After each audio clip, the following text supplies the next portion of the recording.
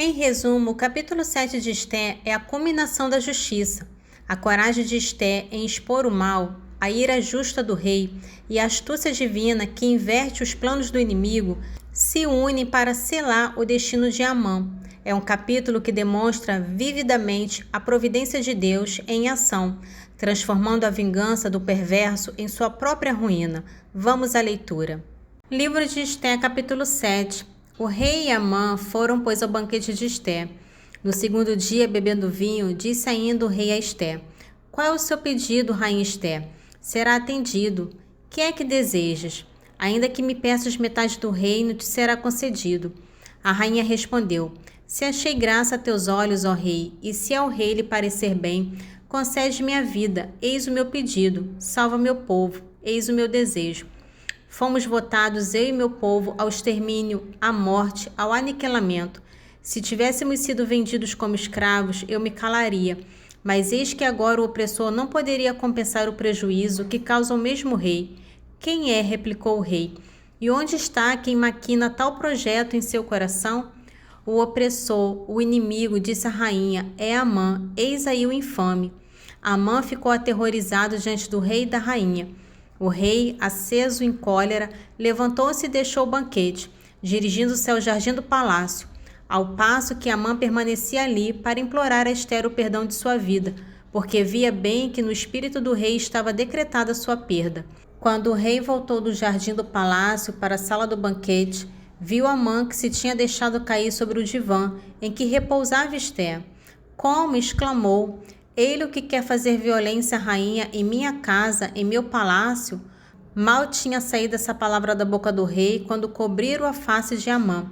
Arbona, um dos eunucos, disse ao rei: a forca preparada por Amã para Mardoqueu, cuja denúncia em favor do rei tinha sido tão salutar, acha-se levantada na casa de Amã, à altura de 50 côvados, que o suspendam nela, exclamou o rei.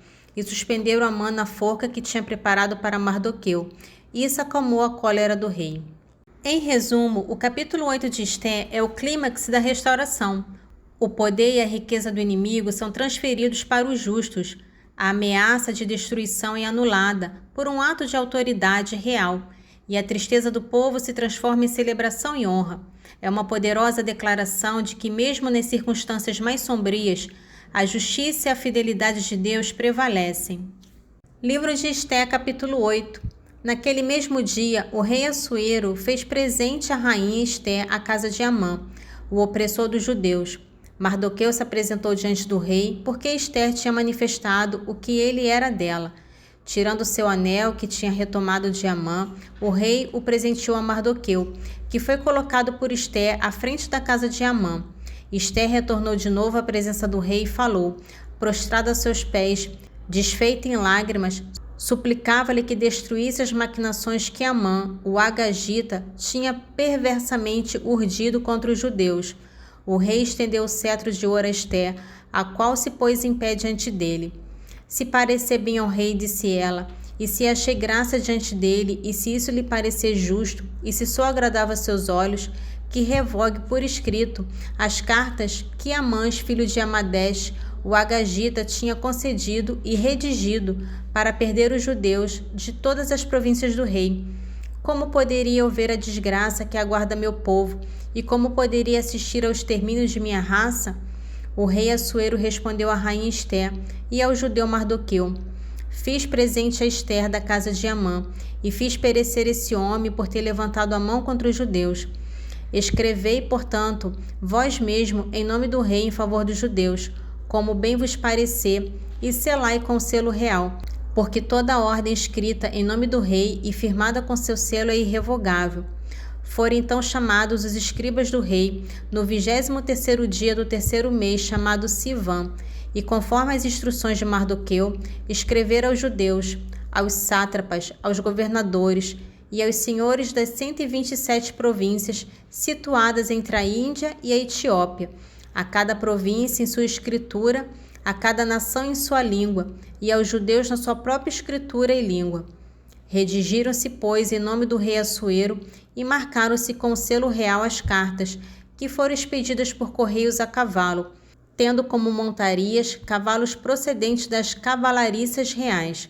Essas comunicações diziam que o rei ortogava aos judeus em qualquer cidade em que residissem o direito de se reunir para defender sua vida, de destruir, matar e fazer perecer em cada província do reino todos que armassem para atacá-los, com suas mulheres e filhos, igualmente o direito de se apoderarem de seus despojos.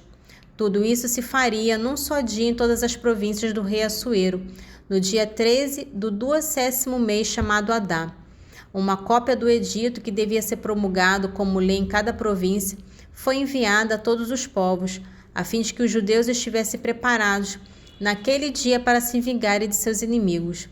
Os correios montados cavalos das cavalariças reais partiram apressadamente e cumpriram diligentemente a ordem do rei. O edito foi publicado primeiramente em Susa, a capital. Saiu então Mardoqueu da casa do rei com uma veste real azul e branca, com uma grande coroa de ouro e um manto de linho e púrpuro. A cidade de Susa alegrou-se com os gritos de júbilo. Não havia para os judeus senão felicidade, alegria e cantos de triunfo. Em cada província, em cada cidade, aonde quer que chegasse o edito real, havia entre os judeus transportes de gozo, banquetes e regozijo. Muitos no país se fizeram judeus, tanto era o temor que lhe inspiravam. Nesse trecho de Romanos capítulo 8, nos revela que a vida no Espírito é a nossa nova realidade. Nos dá o poder para vencer o pecado e nos garante nossa identidade como filhos de Deus.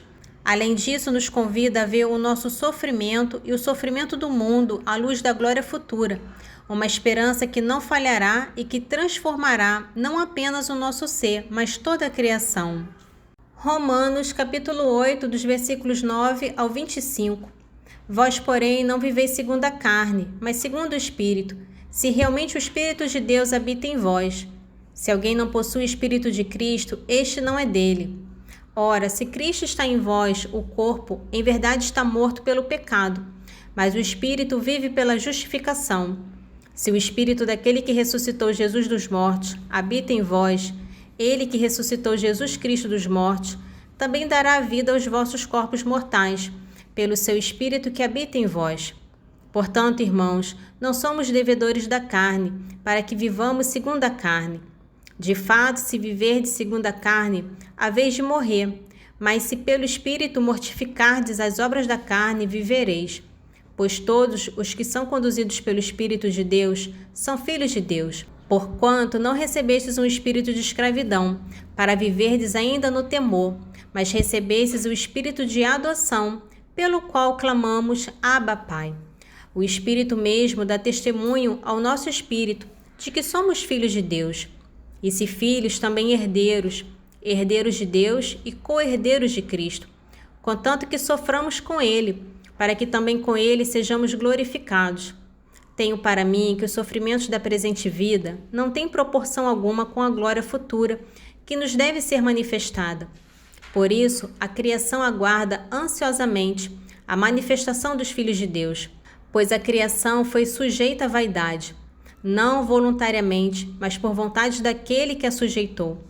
Todavia, com a esperança de ser também ela libertada do cativeiro da corrupção, para participar da gloriosa liberdade dos filhos de Deus. Pois sabemos que toda a criação geme e sofre como que dores de parto até o presente dia. Não só ela, mas também nós, que temos as primícias do Espírito. Gememos em nós mesmos, aguardando a adoção, a redenção do nosso corpo. Porque pela esperança que fomos salvos. Ora, ver o objeto da esperança já não é esperança, porque o que alguém vê, como é que ainda o espera?